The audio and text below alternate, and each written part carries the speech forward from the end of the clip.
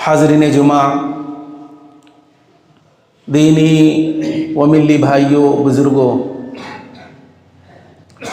हर तरह की तारीफ़, हम्दो सना, बड़ाई, बुज़ुर्गी, अज़मत व किबरियाई अल्लाह रब्बुल आलमीन के लिए है, जिसने हमें और आपको पैदा किया। बादहु अनगिनत लातादाद बेशुमार दरूद व सलाम नाजिल हों अल्लाह रब्बुल आलमीन के भेजे हुए तमाम अंबिया पर, खुसूसन अल्लाह के आखिरी नबी जनाब मुहम्मदुर रसूलुल्लाह सल्लल्लाहु अलैहि वसल्लम पर। वो ज़ाते मुक़द्दसा मुतहरा मुबारका जिन्हें अल्लाह रब्बुल इज़्ज़त ने इस कायनात के लिए रहमत बनाया और जिन्होंने इस दुनिया के अंदर रहकर चंद साला ज़िंदगी गुजार कर दीन की तबलीग फरमाई और हम तक हमारा दीन पहुँचाया। मोहतरम भाइयों, खुतबे मसरूना के बाद कुरान मजीद सूरे बनी इसराइल की 2 आयतों की मैंने तिलावत की है। इन दोनों आयतों में अल्लाह रब्बुल आलमीन ने कुरान मजीद की अज़मत को बयान करते हुए फरमाया कि इन्न हादल कुरान यहदी लिल्लती हिया अक़वम, कि कुरान मजीद उस रास्ते पर चलाता है जो सबसे सच्चा और सीधा रास्ता है। वयुबश्शिरुल मुमिनीन अल्लज़ीना यअमलूना अस्सालिहात अन्न लहुम अजरन कबीरा, और कुरान मजीद उन मोमिनों को बशारत दे रहा है, खुशखबरी सुना रहा है जो अमले सालेह करते हैं कि उनके लिए अल्लाह रब्बुल आलमीन ने बहुत बड़ा अजर तैयार कर रखा है।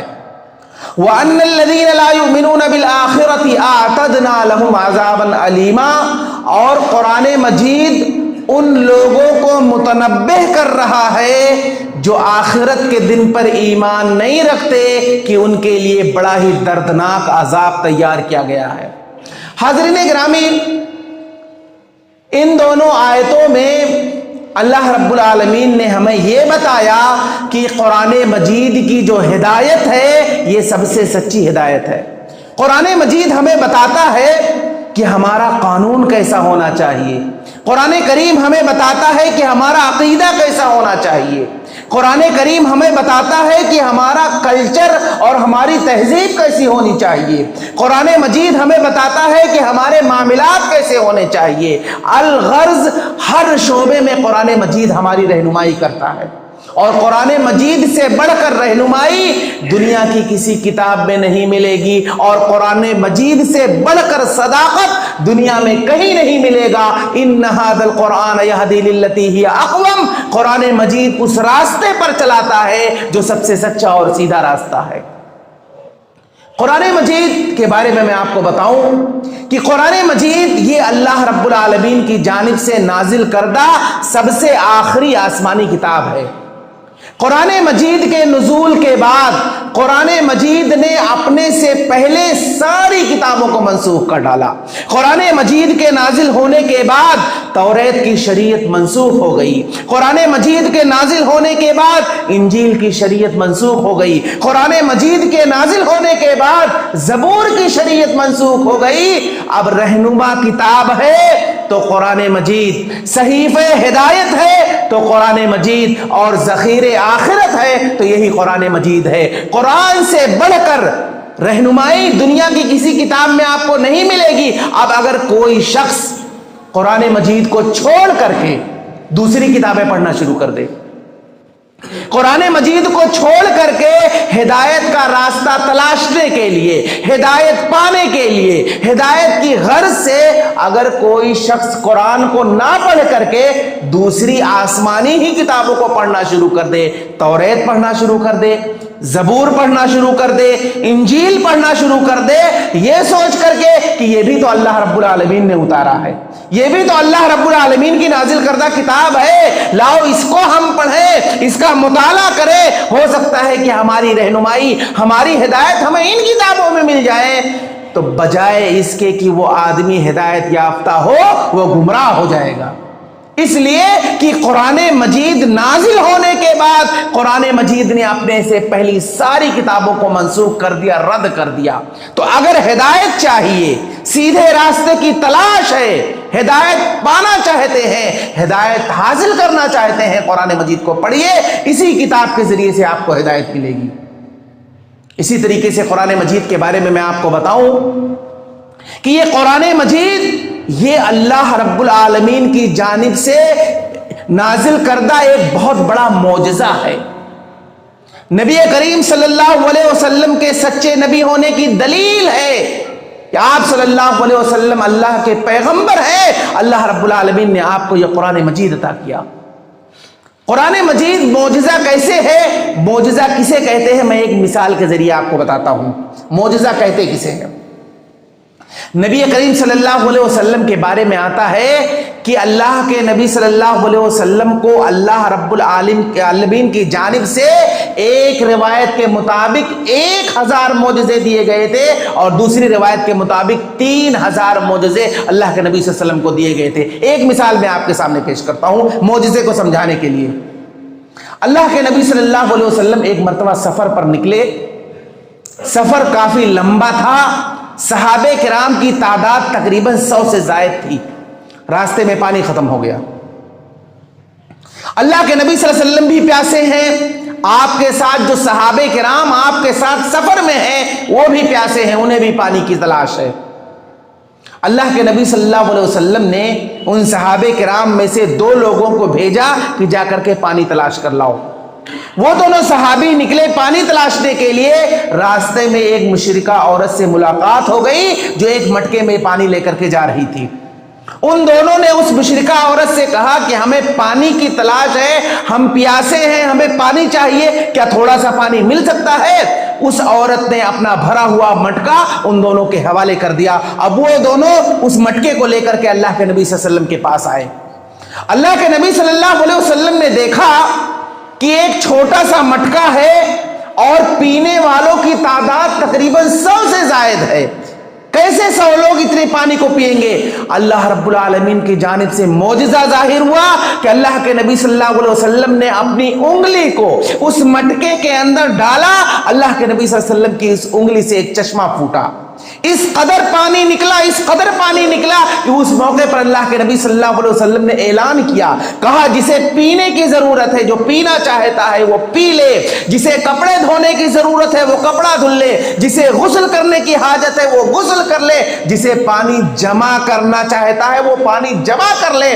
راوی حدیث کہتے ہیں کہ اس چھوٹے سے مٹکے سے اللہ کے نبی صلی اللہ علیہ وسلم کے اللہ رب العالمین کی جانب سے جو معجزہ ظاہر ہوا تھا، اس پانی کے ذریعے سے تمام صحابہ کرام نے اپنی ضرورتیں پوری کر لی، لیکن اس بھرے ہوئے مٹکے میں ذرہ برابر کمی نہیں آئی، ذرہ برابر کمی نہیں آئی۔ سارے لوگوں نے جب اپنی ضرورتیں پوری کر لی تو اللہ کے نبی صلی اللہ علیہ وسلم نے کہا کہ کیا کوئی اور اپنی ضرورت پوری کرنا چاہتا ہے؟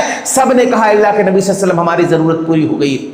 اللہ کے نبی صلی اللہ علیہ وسلم نے اس عورت کا جو بھرا ہوا مٹکا اس نے جیسا دیا تھا ویسے ہی اللہ کے نبی صلی اللہ علیہ وسلم نے اسے واپس کر دیا۔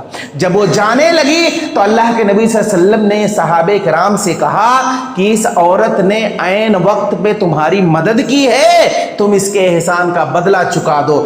راوی حدیث کہتے ہیں کہ کسی کے پاس کھجور تھا، کسی کے پاس ستو کا آٹا تھا، جس کے پاس جو کچھ تھا وہ سب کچھ دے کر کے اسے اجرت کے طور پر دیا اور وہ چلی گئی۔ لمبا واقعہ ہے، لمبا واقعہ ہے صحیح بخاری کے اندر، لیکن یہ پورا واقعہ میں چونکہ یہاں نہیں بیان کر سکتا، صرف بیان اس لیے میں نے یہ واقعہ کیا ہے معجزہ بتانے کے لیے کہ معجزہ کہتے کسے ہیں۔ تو اسی طرح سے اللہ کے نبی صلی اللہ علیہ وسلم کو بعض روایتوں میں جو آتا ہے کہ 3000 معجزے اللہ رب العالمین نے نبی صلی اللہ علیہ وسلم کو دیا تھا، اور ان تمام معجزوں میں جو سب سے بڑا معجزہ اللہ رب العالمین نے نبی صلی اللہ علیہ وسلم کو دیا تھا وہ ہے قرآن مجید۔ قرآن مجید یہ بہت بڑا معجزہ ہے۔ کفار مکہ اللہ کے نبی صلی اللہ علیہ وسلم سے بار بار یہ کہا کرتے تھے اور یہ کہتے تھے کہ ہم آپ پر ایمان اس وقت تک نہیں لائیں گے، آپ کو نبی اس وقت تک تسلیم نہیں کریں گے جب تک آپ ہمارے سامنے معجزہ ظاہر نہیں کرو گے۔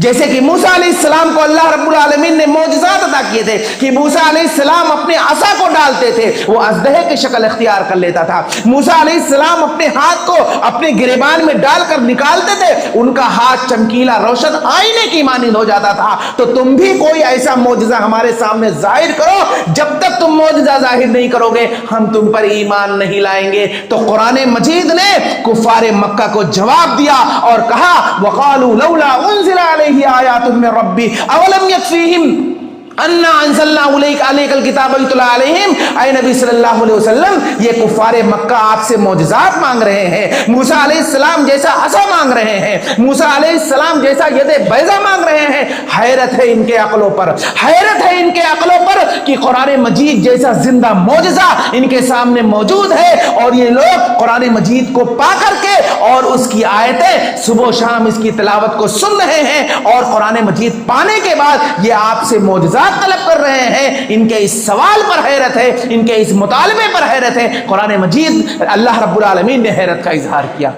तो ये कुरान मजीद अल्लाह रब्बुल आलमीन की जानिब से ये सबसे बड़ा मौजज़ा है।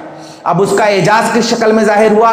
सबसे पहले आप ये देखें कुरान मजीद किस कौम पर उतारा गया। कुरान मजीद नबी करीम सल्लल्लाहु अलैहि वसल्लम के तवस्सुत से सबसे पहले कुरान मजीद की मुखातब कौम अरब है। कुरान मजीद सबसे पहले कौम अरब को दिया गया और कौम अरब कुरान मजीद के आने से पहले दुनिया की सबसे अनपढ़ कौम, दुनिया की सबसे उम्मी कौम, दुनिया की सबसे जवाल पजीर कौम की हैसियत से मानी जाती थी। दुनिया वाले कौम अरब को ताना दिया करते थे कि कौम अरब को ऊंट और बकरियां चराने के सिवा कुछ नहीं आता है, इनके पास न तहजीब है, न इनके पास कल्चर है, न इनके पास कुछ भी नहीं है।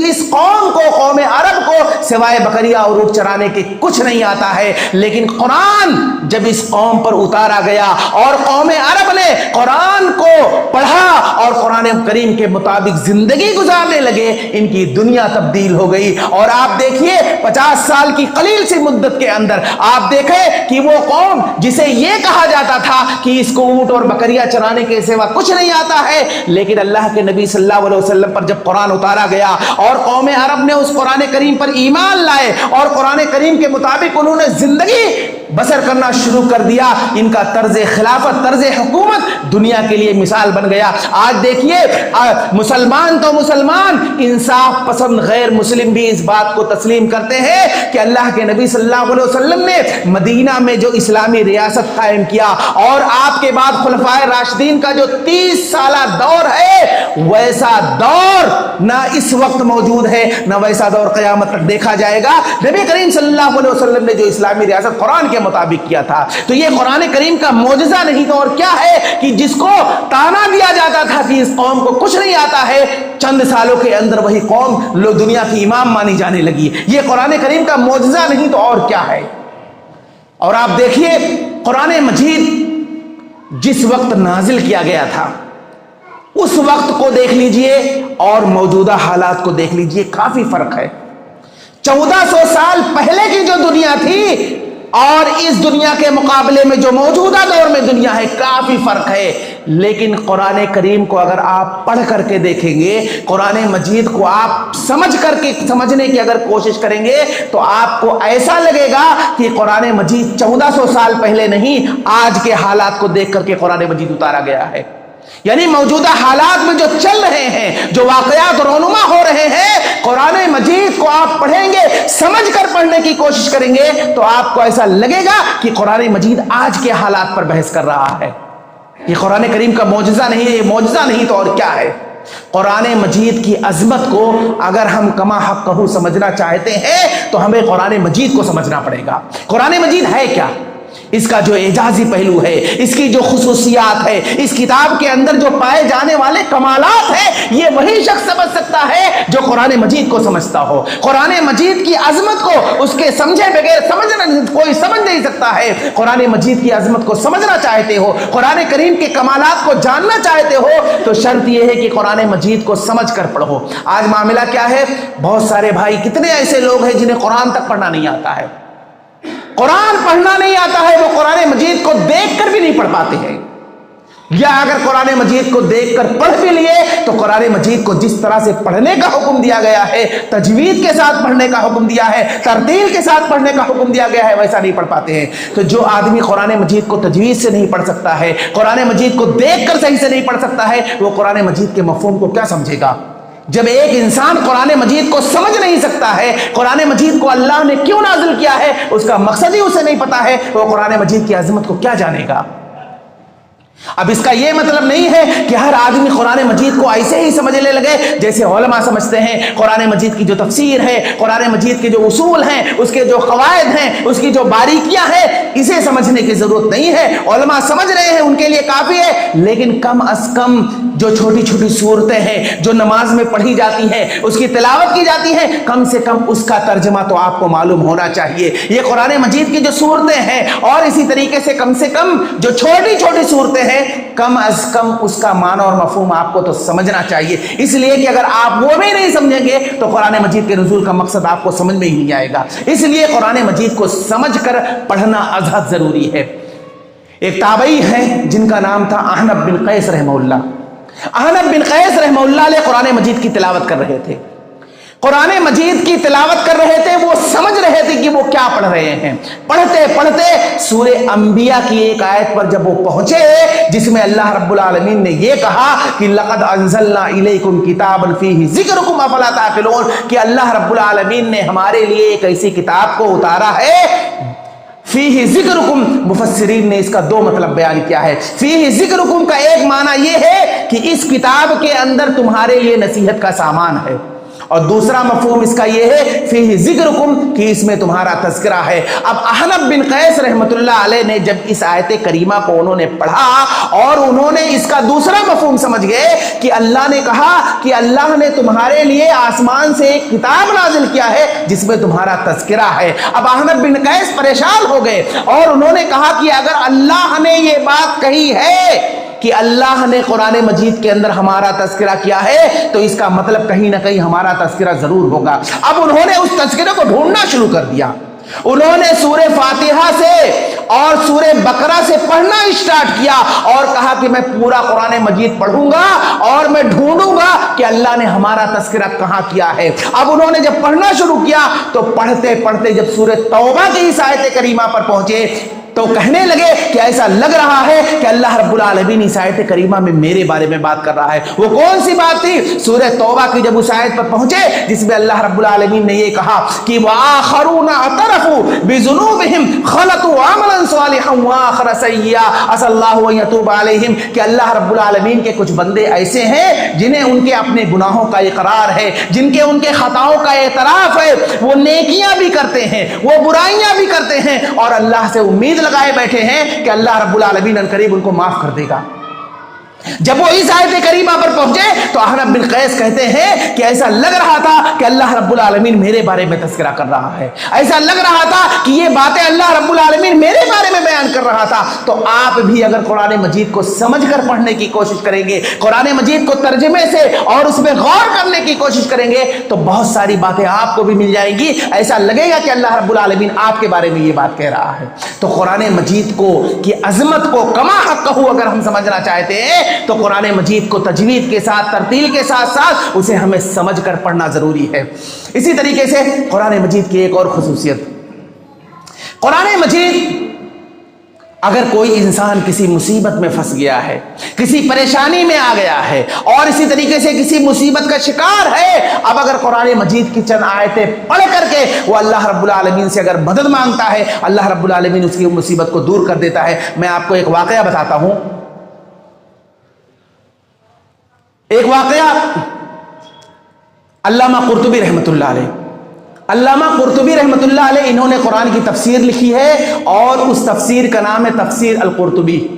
ये बगदाद के रहने वाले थे। इन्होंने जब कुरान करीम की तफसीर, जहां मुकम्मल की तफसीर लिखी है, तफसीर से पहले मुकद्दमे में उन्होंने अपना एक वाकया बयान किया है कि ये बगदाद के रहने वाले थे और ये उस दौर के थे कि जिस वक्त बगदाद में तातारी कौम का हमला हुआ था और तातारी कौम जिस वक्त मुसलमानों को चुन चुन करके बगदाद में मार रही थी, कत्ल कर रही थी। अल्लामा कुर्तुबी रहमतुल्लाह अलैह उसी दौर के थे। रिवायत के अंदर आता है کہ اس وقت آپ تاریخ بغداد اگر پڑھیں گے پورا واقعہ وہاں پر لکھا ہوا ہے کہ اس وقت مسلمانوں کی حالت جتنی نازک تھی اور تاتاری قوم کا جو غلبہ تھا اور وہ چن چن کر جو مسلمانوں کو قتل کر رہے تھے. بعد میں یہ بھی واقعہ ملتا ہے کہ جب انہوں نے سارے مسلمانوں کو قتل کر دیا, جب کوئی بچا ہی نہیں, تو وہی لوگ اسلام قبول کیے اور پہلے کے مسلمان سے اچھے بن کر کے تاتاری قوم زندگی گزاری ہے. یہ لمبا واقعہ ہے. بیان کرنے کا مطلب یہ ہے کہ علامہ قرطبی کہتے ہیں کہ میں بھی اسی دور کا تھا جس وقت تاتاری قوم بغداد کے مسلمانوں پر حملہ کر رہی تھی. کہتے ہیں کہ میں جب باہر نکلا تو تاتاری قوم کے 2 لوگوں کو پتا چل گیا کہ میں مسلمان ہوں. اب ان لوگوں نے میرا پیچھا کرنا شروع کیا. کہتے ہیں جب مجھے یہ احساس ہوا کہ یہ لوگ مجھے قتل کرنا چاہتے ہیں, تلوار لے کر کے اپنے گھر سے آئے میرا پیچھا کرنے کے لیے. کہتے ہیں میں اپنی جان بچا کر کے بھاگا, اور جب میں بھاگا تو یہ لوگ مجھے دوڑانے لگے. کہتے ہیں جب تک میرے اندر ہمت تھی, جب تک میرے اندر طاقت تھی, جب تک میرے اندر سکت تھی, میں بھاگتا گیا. جب میری طاقت جواب دے گئی, کہتے ہیں کہ میں وہیں بیٹھ گیا, اور جیسے ہی بیٹھا قرآن مجید کی آیت کریمہ پڑھنے لگا. وجعلنا من بین ایدیہم صدا ومن خلفہم صدا فاغشیناہم فہم لا یبصرون, کہ اللہ نے کہا کہ ہم نے ان کے دائیں جانب رکاوٹ پیدا کر دی, ہم نے ان کے بائیں جانب رکاوٹ پیدا کر دی, اور ہم نے انہیں اندھا کر دیا. فہم لا یبصرون, یہ دیکھ نہیں سکتے تھے. علامہ قرطبی کہتے ہیں کہ میری حیرت کی انتہا نہ رہی کہ جیسے ہی سورہ یاسین کی آیت کریمہ پڑھ کر کے میں وہیں بیٹھا اور اللہ سے مدد مانگنے لگا, تاتاری قوم کے 2 لوگ جو تلوار لے کر کے میرا پیچھا کر رہے تھے, ایک میرے دائیں جانب سے نکل گیا, دوسرا میرے بائیں جانب سے نکل گیا. ان کی نظر مجھ پر پڑی ہی نہیں اور میں صحیح سلامت گھر واپس آ گیا.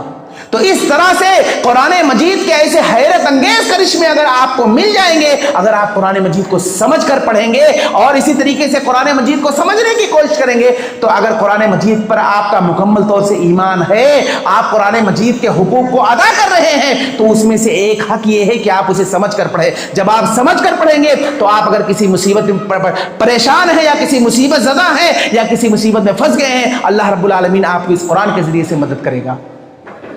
اسی طرح سے قرآن مجید کی ایک اور خصوصیت, قرآن مجید کو اللہ رب العالمین نے اس لیے نازل کیا تھا کہ تاکہ آپ اس قرآن مجید کے ذریعے سے لوگوں کو تبلیغ کیجیے, لوگوں کو اسلام کی طرف بلائیے, لوگوں کو توحید کی طرف بلائیے. جو لوگ گمراہ ہو چکے ہیں انہیں ہدایت کی طرف بلائیے. اسی طریقے سے جو لوگ بے نمازی ہیں انہیں نمازی بنانے کے لیے آپ ان کو مسجدوں تک قرآن کریم کے ذریعے سے لائیے. اللہ الہ واحد کی طرف لوگوں کو بلائیے. کس کے ذریعے سے؟ اسی قرآن مجید کے ذریعے سے. اللہ نے قرآن مجید کو اسی لیے نازل کیا ہے. اور ایک مقصد قرآن مجید کا اس میں یہ بھی تھا کہ قرآن مجید یہ اللہ کے نبی صلی اللہ علیہ وسلم کا تذکرہ, آپ صلی اللہ علیہ وسلم کے زندگی کے حالات اسی قرآن مجید کے اندر بیان کیے گئے. بسا اوقات اللہ کے نبی صلی اللہ علیہ وسلم اگر غمزدہ ہوتے تھے, آپ صلی اللہ علیہ وسلم کبھی پریشان ہو جاتے تھے, آپ صلی اللہ علیہ وسلم کو کبھی بہت زیادہ تکلیف ہوتی تھی, تو اللہ رب العالمین قرآن کریم کی آیت کریمہ نازل کر کے آپ کو تسلی دیتا تھا, سکون پہنچاتا تھا. آپ دیکھیے اللہ کے نبی صلی اللہ علیہ وسلم نے ایک مرتبہ اللہ رب العالمین سے شکایت کی. وہ شکایت کیا تھی؟ وہ شکایت یہ تھی کہ اللہ رب العالمین, میں جب تبلیغ کرتا ہوں, لوگوں کو دعوت دیتا ہوں, لوگوں کو اسلام کی طرف بلاتا ہوں, تو غیر میری بات مانے نہ مانے مجھے اس سے نہیں فرق پڑتا ہے, لیکن جو میرے رشتہ دار ہیں, میرے جو اعزا ہیں, میرے جو اقربا ہیں, میرے جو رشتہ دار ہیں, ابو لہب جو نبی صلی اللہ علیہ وسلم کا سگا چچا, جب وہ آ کر کے سامنے سے گالیاں دیتا تھا, وہ آ کر کے اللہ کے نبی صلی اللہ علیہ وسلم کو جب برا بھلا کہتا تھا, تو اللہ کے نبی صلی اللہ علیہ وسلم کو زیادہ تکلیف ہوتی تھی. ایک مرتبہ اللہ کے نبی صلی اللہ علیہ وسلم خاموش بیٹھے تھے اور اللہ رب العالمین سے شکوہ کرنے لگے کہ یہ میرے رشتہ دار جب مجھے آ کر کے مجھے گالیاں دیتے ہیں, مجھے تبلیغ سے روکتے ہیں, تو مجھے زیادہ تکلیف ہوتی ہے. اللہ رب العالمین نبی کریم صلی اللہ علیہ وسلم کو تسلی دینے کے لیے, آپ کو سکون پہنچانے کے لیے اللہ نے سورہ یوسف نازل کر دیا. نبی صلی اللہ علیہ وسلم پریشان ہیں, اللہ نے تسلی کے لیے سورہ یوسف نازل کر دیا, اور سورہ یوسف نازل کرنے کے بعد اللہ رب العالمین نے اس سورت کے اندر حضرت یوسف علیہ السلام کا قصہ بیان کرنا شروع کر دیا, اور نبی صلی اللہ علیہ وسلم کو تسلی دینے لگا کہ اے نبی صلی اللہ علیہ وسلم, اگر آپ کے رشتہ دار آپ کو دکھ دے رہے ہیں, آپ کے رشتہ دار آپ کو پریشان کر رہے ہیں, تو آپ کو پریشان ہونے کی ضرورت نہیں ہے. یہ دیکھیے آپ سے پہلے ایک نبی اور گزرے ہیں جن کا نام تھا یوسف, اور ان کے ساتھ ان کے سگے بھائیوں نے کیا کیا. यूसुफ अलैहिस्सलाम के साथ उनके सगे भाइयों ने उनके बाप हजरत याकूब से जुदा कर दिया। उनके सगे भाइयों ने हजरत यूसुफ अलैहिस्सलाम को कुएं के अंदर दाखिल कर दिया, यहां तक कि उनकी उसके बाद फिर यूसुफ अलैहिस्सलाम को मिस्र के बाजार में बेचा गया। ये सारी बातें अल्लाह रब्बुल आलमीन ने सूरह यूसुफ में जिक्र करके सूरह यूसुफ के पूरे वाकयात और किस्से को नबी सल्लल्लाहु अलैहि वसल्लम के सामने रख करके अल्लाह रब्बुल आलमीन ने नबी सल्लल्लाहु अलैहि वसल्लम को तसल्ली दिया। और सिर्फ यही नहीं बल्कि हजरत यूसुफ अलैहिस्सलाम का पूरा किस्सा बयान करने के बाद आखिर में अल्लाह रब्बुल आलमीन ने नबी सल्लल्लाहु अलैहि वसल्लम को तसल्ली देते हुए क्या कहा, जिस तरह से यूसुफ अलैहिस्सलाम के वाकये का जो अंजाम हुआ कि शुरू में यूसुफ अलैहिस्सलाम के सगे भाई उनके दुश्मन बने हुए थे, उनको उनके बाप से जुदा कर दिया, उनको कुएं में फेंक दिया। लेकिन एक दौर ऐसा आया कि जब यूसुफ अलैहिस्सलाम मिस्र के बादशाह बने तो वही भाई जिन्होंने यूसुफ अलैहिस्सलाम को कुएं में डाला था, एक दौर ऐसा आया कि यूसुफ अलैहिस्सलाम के सामने आए और खड़े रह करके रहमो करम की भीख मांग रहे थे। यूसुफ अलैहिस्सलाम उन्हें पहचान गए, लेकिन यूसुफ अलैहिस्सलाम ने उस मौके पर क्या कहा था ला तसरीब अलैकुमुल यौम यगफिरुल्लाहु लकुम, कि आज तुम पर कोई सरजनिश नहीं की जाएगी, आज तुमसे कोई बदला नहीं लिया जाएगा, जाओ तुम्हें अल्लाह रब्बुल आलमीन माफ करे। अल्लाह रब्बुल आलमीन ने नबी सल्लल्लाहु अलैहि वसल्लम को तसल्ली देते हुए कहा जिस तरह से यूसुफ अलैहिस्सलाम के वाकये का जो अंजाम हुआ था वही वाकये का अंजाम आपके साथ भी होने वाला है। और वही हुआ कि मक्का वाले नबी सल्लल्लाहु अलैहि वसल्लम को इतना सताए, इतना परेशान किए कि मदीना हिजरत करने पर मजबूर हो गए। लेकिन एक दौर ऐसा आया कि जब फतेह मक्का हुआ, अल्लाह के नबी सल्लल्लाहु अलैहि वसल्लम मक्का के अंदर फातिहाना तौर पर जब दाखिल हुए तो कुफ्फारे मक्का ऐसे ही खड़े होकर के रहमो करम की भीख मांग रहे थे जिस तरह से यूसुफ अलैहिस्सलाम के भाई यूसुफ अलैहिस्सलाम के सामने खड़े होकर के रहमो करम की भीख मांग रहे थे। तो नबी सल्लल्लाहु अलैहि वसल्लम ने कुफ्फारे मक्का को वही जवाब दिया जो यूसुफ अलैहिस्सलाम के भाइयों को यूसुफ अलैहिस्सलाम ने जवाब दिया था कि नबी सल्लल्लाहु अलैहि वसल्लम ने भी वही जुमला कुफ्फारे मक्का से कहा था कि ला तसरीब अलैकुमुल यौम, कि वांतुमुत तुलका, कि आज तुम पर कोई सरजनिश नहीं की जाएगी, आज तुमसे कोई बदला नहीं लिया जाएगा, जाओ तुम सब के सब आजाद हो। कहने का मतलब यह है कि नबी करीम सल्लल्लाहु अलैहि वसल्लम पर जो कुरान उतरता था तो अल्लाह के नबी सल्लल्लाहु अलैहि वसल्लम को तसल्ली देने के लिए, आपको सुकून पहुंचाने के लिए कुरान करीम उतरता था। तो अगर आप भी सुकून चाहते हैं, आपको अभी घबराहट है, आपको रात में नींद नहीं आ रही है, आप परेशान हैं अपने बिजनेस को लेकर के, अपने कारोबार को लेकर के, अगर आप इस तरह से परेशान हैं, कुरान मजीद से अपना रिश्ता मजबूत कीजिए, अल्लाह रब्बुल आलमीन आपकी परेशानी को दूर कर देगा। और यही नहीं बल्कि आप देखें हिजरत जैसा नाजुक मौका, नबी सल्लल्लाहु अलैहि वसल्लम को हिजरत करना था, मक्का से मदीना जाना था, कितना परेशान कुन और कितनी हैरतनाक बात। अल्लाह के नबी सल्लल्लाहु अलैहि वसल्लम परेशान हैं, कैसे जाएंगे। कुफारे मक्का ने ऐलान कर दिया कि जो मोहम्मद और उनके साथी सल्लल्लाहु अलैहि वसल्लम अबू बकर को पकड़ कर लेकर आएगा उसको 100 रुपये इनाम में मिलेगा। अल्लाह के नबी सल्लल्लाहु अलैहि वसल्लम परेशान है, कैसे हिजरत करेंगे। कुफारे मक्का आपको तलाश रहे हैं, कुफारे मक्का आपको परेशान है। अल्लाह के नबी सल्लल्लाहु अलैहि वसल्लम गारे सौर में छुपे हुए हैं। इतना नाजुक मरहला, अल्लाह के नबी सल्लल्लाहु अलैहि वसल्लम जब ज्यादा परेशान होंगे, अल्लाह रब्बुल आलमीन ने सूरह क़सस नाजिल कर दिया। सूरह क़सस 19वें पारे के अंदर है जिसमें हजरत मूसा अलैहिस्सलाम का वाक़या बयान है। अल्लाह ने सूरह क़सस नाजिल करके उस मौके पर अल्लाह के नबी सल्लल्लाहु अलैहि वसल्लम को तसल्ली दी, कहा है नबी सल्लल्लाहु अलैहि वसल्लम आप हिजरत करने वाले हैं, आप हिजरत करने वाले हैं, आप परेशान हैं, आपको परेशान होने की जरूरत नहीं है। ये देखिए मूसा अलैहिस्सलाम ने जब एक कीमती को मूसा अलैहिस्सलाम ने घूसा मारा जिसकी वजह से उसका इंतकाल हो गया था, तो उस वक्त वहां पर मूसा अलैहिस्सलाम को मिस्र की पुलिस जब ढूंढ रही थी तो मदीन हिजरत करने पर जो मजबूर हो गए थे, वो सारा वाकया सूरह क़सस के अंदर है। 19वें पारे के अंदर ये सारी बातें मौजूद हैं। अल्लाह रब्बुल आलमीन ने उस मौके पर ये आयत करीमा सूरत नाजिल करके नबी सल्लल्लाहु अलैहि वसल्लम को तसल्ली दिया, कहा आप हिजरत कर रहे हैं तो आप परेशान हैं, आपको परेशान होने की जरूरत नहीं है। मूसा अलैहिस्सलाम को देखिए, इनको भी जब हिजरत करना पड़ रहा था तो ये भी परेशान थे, तो उनको देखकर आप तसल्ली लीजिए। तो कहने का मतलब ये है कि कुरान मजीद ये तसल्ली वाली किताब है, कुरान मजीद ये सुकून पहुंचाने वाली किताब है। अल्लाह रब्बुल आलमीन आयतें नाजिल करके नबी सल्लल्लाहु अलैहि वसल्लम को सुकून पहुंचाता था। तो आप भी कुरान मजीद से रिश्ता मजबूत कीजिए और मुसीबत और परेशानी के वक्त कुरान मजीद को पढ़िए, अल्लाह रब्बुल आलमीन आपको भी सुकून देगा। इसी तरीके से एक आखिरी बात, कुरान मजीद ये जब नाजिल کیا جا رہا تھا تو اللہ کے نبی صلی اللہ علیہ وسلم پر جب کفار مکہ حملہ کرتے تھے تو اللہ کے نبی صلی اللہ علیہ وسلم پر یہ آیتیں نازل کر کے اللہ نے کہا کہ آپ اس قرآن مجید کے ذریعے سے اپنا دفاع کیجئے. قرآن کریم کی آیت کریمہ اتری کہ فَلَا تُطِعِ الْكَافِرِينَ وَجَاهِدُهُمْ بِهِ جِهَادًا كَبِيرًا کہ نبی صلی اللہ علیہ وسلم آپ ان کافروں کی بات نہ مانیے اور ان سے بڑا جہاد کیجئے. اب یہ قرآن مجید میں جہاد کا لفظ آیا ہے، لوگ اس کا غلط مفہوم بیان کرتے ہیں، جبکہ مفسرین نے لکھا ہے کہ وَجَاهِدُهُمْ بِهِ جِهَادًا كَبِيرًا سے مراد دعوت و تبلیغ ہے. یہ مکی آیت ہے. مکہ کے اندر کون سا جہاد ہوا ہے؟ مکہ کی پوری تاریخ 13 سالہ زندگی پڑھ ڈالیے، کیا کسی صحابی نے کسی کافر کو برا بھلا کہا ہو؟ 13 سالہ زندگی کے اندر کیا اللہ کے نبی صلی اللہ علیہ وسلم نے کسی صحابی سے کہا ہو کہ کسی کافر کو مارو؟ کوئی واقعہ آپ کو نہیں ملے گا. اور یہ آیت کریمہ مکی آیت ہے. مفسرین نے لکھا ہے کہ اس آیت کریمہ سے مراد یہ ہے کہ آپ اس قرآن کریم کے ذریعے سے تبلیغ کیجئے اور دفاع کیجئے.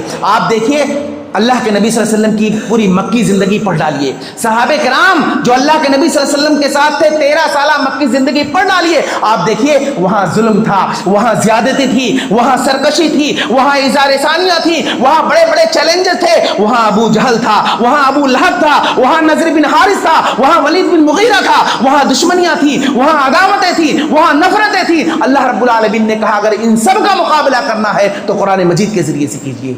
آپ دیکھیے عتبہ یہ ایک بہت ہی بڑا سمجھدار سردار مکہ کے اندر تھا.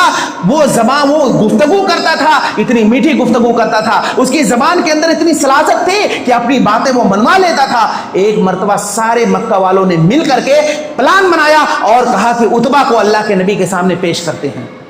جب عتبہ جائے گا اللہ کے نبی سے بات کرنے کے لیے تو اپنی بات منوا لے گا، اس لیے کہ یہ بات کرنے میں بڑا ہی ماہر شخص ہے. عتبہ اللہ کے نبی صلی اللہ علیہ وسلم کے پاس آتا ہے اور اللہ کے نبی صلی اللہ علیہ وسلم سے کیا کہتا ہے؟ محمد صلی اللہ علیہ وسلم ہمارے درمیان آپ کی کتنی عزت تھی، آپ نے اپنی ساری عزت گنوا بیٹھے. آخر آپ چاہتے کیا ہو؟ جب سے آپ نے مکہ کے اندر قرآن، اسلام اور توحید کی بات کرنا شروع کر دیے مکہ کے اندر اختلاف رونما ہو گیا. مکہ کے اندر بہت سارے لوگ آپس میں لڑنے لگے ہیں، مکہ کا ماحول خراب ہو چکا ہے اور اسی طریقے سے یہاں پر امن نہیں ہے. بہت ساری باتیں اللہ کے نبی صلی اللہ علیہ وسلم کے سامنے کہہ رہا ہے اور بڑے بڑے آفر بھی لے کر کے آیا اور کہا کہ اگر آپ اپنے اس دعوت سے باز آ جاؤ گے، اگر آپ کا مقصد حکومت حاصل کرنا ہے تو ہم آپ کو عرب کا بادشاہ بنا دیں گے، اور اگر آپ کو دولت چاہیے تو ہم تمہارے قدموں میں دولت کا دریا بکھیر دیں گے، اور اگر آپ کا مقصد کسی خاتون سے شادی کرنے کا ہے تو پورے عرب کی سب سے خوبصورت عورت سے ہم تمہارا نکاح کر دیں گے. یہ بڑے بڑے آفر عتبہ اللہ کے نبی صلی اللہ علیہ وسلم کے سامنے لے کر کے آیا اور اللہ کے نبی صلی اللہ علیہ وسلم کے سامنے پیش کرا. اللہ کے نبی صلی اللہ علیہ وسلم خاموشی کے ساتھ عتبہ کی گفتگو سن رہے ہیں. عتبہ نے جب اپنی لمبی چوڑی تقریر کر دیا، بہت ساری باتیں، بڑے بڑے آفر پیش کر دیا، اللہ کے نبی صلی اللہ علیہ وسلم نے عتبہ سے کہا کیا تمہاری بات پوری ہو گئی؟ اس نے کہا کہ ہاں میری بات مکمل ہو گئی. اللہ کے نبی صلی اللہ علیہ وسلم نے کہا کہ اب میرا جواب سنو. اللہ کے نبی صلی اللہ علیہ وسلم نے عتبہ کے لمبی چوڑی تقریر کے جواب میں آپ نے کوئی لمبی چوڑی تقریر نہیں کی، نہ عتبہ کی گفتگو کا جواب اپنی گفتگو سے دیا. اللہ کے نبی صلی اللہ علیہ وسلم عتبہ کے سامنے قرآن پڑھنے لگے اور قرآن حامیم سورہ فصلت پڑھنے لگے. پڑھتے پڑھتے جب قرآن کریم کی اس آیت کریمہ پر پہنچے کہ فَإِنْ أَعْرَضُوا فَقُلْ أَنذَرْتُكُمْ صَاعِقَةً مِثْلَ صَاعِقَةِ عَادٍ وَثَمُودَ کہ اے نبی صلی اللہ علیہ وسلم آپ ان کافروں سے کہہ دیجئے کہ اگر انہوں نے آپ کی بات نہیں مانی تو ان کا وہی انجام ہوگا جو قوم عاد اور قوم سمود کا اللہ نے کیا ہے. اب عتبہ کو پتا تھا کہ قوم عاد اور قوم سمود کا انجام اللہ نے کیا کیا ہے، اور عتبہ کو یہ بھی پتا تھا کہ نبی صلی اللہ علیہ وسلم جو بات کہہ رہے ہیں وہ ہو کر رہے گی. اللہ کے نبی صلی اللہ علیہ وسلم نے جیسے ہی اس آیت کریمہ پر پہنچے عتبہ نے اپنا فوراً ہاتھ اللہ کے نبی صلی اللہ علیہ وسلم کے منہ پر رکھ دیا اور کہا بس کرو محمد بس کرو. اللہ کے نبی صلی اللہ علیہ وسلم کو پڑھنے نہیں دیا کیونکہ اسے پتا تھا قرآن مجید کو وہ سمجھ رہا تھا، اس کے آیت اور مفہوم کو سمجھ رہا تھا، اور وہاں سے فوراً اپنے سر کو جھکایا اور وہاں سے چلتا بنا. مکہ والے بیٹھ کر کے انتظار کر رہے تھے کہ وہ عتبہ تو بڑا ہی اچھا اور بڑا ہی سمجھدار سردار ہے، کوئی نہ کوئی تو رزلٹ ضرور لے کر کے آئے گا. لیکن عتبہ جب مکہ کے کافروں کے پاس اپنے سر کو جھکا کر کے پہنچا، لوگ دیکھ کر سمجھ گئے اور کہے کہ دیکھو عتبہ کو کیا ہو گیا ہے، ای تو محمد کا جادو اس پر بھی چڑھ گیا ہے. کہنے کا مطلب یہ ہے کہ اللہ کے نبی صلی اللہ علیہ وسلم کے دور میں جس وقت کفار مکہ آپ پر حملہ کرنے کی کوشش کرتے تھے یا کوئی معاملات ہوتے تھے، اللہ کے نبی صلی اللہ علیہ وسلم اسی قرآن کے ذریعے سے دفاع کرتے تھے. اللہ کے نبی صلی اللہ علیہ وسلم نے عتبہ کے سامنے چند آیتیں صرف پڑھی، اس کی حالت خراب ہو گئی اور جو وہ ماہر بن کر کے آیا تھا کہ میں ابھی ان کو ہرا دوں گا، اس کی حالت خراب ہو گئی۔ کہنے کا مطلب یہ ہے کہ قرآن مجید کی بہت ساری خصوصیات ہیں۔ قرآن مجید کو اللہ رب العالمین نے نازل کیا ہے، آپ اس کو سمجھ کر پڑھیں، اس کو آپ تجوید کے ساتھ پڑھیں، اس کو آپ ترتیل کے ساتھ پڑھیں، اس کو آپ سمجھ کر پڑھنے کی کوشش کریں گے، آپ کی زندگی تبدیل ہو جائے گی۔ لیکن اگر آپ قرآن مجید کو آپ نے نہیں سمجھا یا قرآن مجید کے مطابق زندگی نہیں گزاری تو یہ دو سزا بیان کر کے اپنی بات ختم کر دوں گا کہ اللہ رب العالمین نے دو سزا سنایا ہے، ایک سزا دنیا میں اور ایک سزا آخرت میں۔ دنیاوی سزا کیا ہے؟ اللہ رب العالمین جو قرآن مجید کے مطابق زندگی نہیں گزارے گا، اللہ اس کے رزق کو تنگ کر دے گا۔ مہینے میں 5 لاکھ روپیہ بھی اگر کوئی کمائے گا خوش نہیں رہے گا، اور اس کے یہاں ہمیشہ رزق کو لے کر کے وہ پریشان حال رہے گا۔ دنیاوی سزا ہے اللہ رب العالمین رزق کو تنگ کر دے گا، اور دوسری سزا اللہ رب العالمین نے کیا کہا؟ آخرت میں اسے اندھا اٹھائے گا۔ وَمَنْ أَعْرَضَ عَنْ ذِكْرِي فَإِنَّ لَهُ مَعِيشَةً ضَنْكًا وَنَحْشُرُهُ يَوْمَ الْقِيَامَةِ أَعْمَىٰ قَالَ رَبِّ لِمَ حَشَرْتَنِي أَعْمَىٰ وَقَدْ كُنتُ بَصِيرًا قَالَ كَذَٰلِكَ أَتَتْكَ آيَاتُنَا فَنَسِيتَهَا وَكَذَٰلِكَ الْيَوْمَ تُنسَىٰ کہ اللہ رب العالمین سے وہ کہے گا، اے اللہ رب العالمین دنیا میں تو میرے پاس آنکھیں تھی، آخرت میں اندھا کیسے ہو گیا؟ اللہ کہے گا دنیا میں تو نے میرے قرآن کو بھلا دیا، قرآن کریم کے مطابق زندگی نہیں گزاری، اس لیے میں نے تجھے اندھا کر دیا۔ اخروی سزا یہ ہے کہ قرآن مجید کے مطابق جو زندگی نہیں گزارے گا، اللہ اس کو اندھا کر دے گا۔ تو یہ سزا ہے۔ اس لیے ہمیں قرآن مجید کی جو خصوصیات ہیں، قرآن مجید کی جو حقوق ہیں، اسے ہمیں سمجھنے کی ضرورت ہے، اور اسی کے مطابق پھر قرآن مجید کو ہمیں سیکھنے کی ضرورت ہے، سمجھنے کی ضرورت ہے، اسے پڑھنے کی ضرورت ہے، اور اس کے مطابق زندگی گزارنے کی ضرورت ہے۔ تب ہماری دنیا بھی اچھی ہوگی، اور آخرت میں بھی اللہ رب العالمین کیا ہے اس کا بہترین بدلہ دے گا۔ اللہ رب العالمین سے دعا ہے کہ اللہ رب العالمین ہم تمام لوگوں کو نیک بنائے، صالح بنائے۔ اے اللہ رب العالمین ہم تمام لوگوں کو قرآن مجید کے حقوق ادا کرنے کی توفیق عطا فرمائے۔ اے اللہ رب العالمین جب تک تو ہمیں اس دنیا کے اندر زندہ رکھی، ایمان اور اسلام پر زندہ رکھ، اور ہمارا خاتمہ ہو تو ایمان بالخیر پر، آمین۔ وآخر دعوانا الحمدللہ رب العالمین۔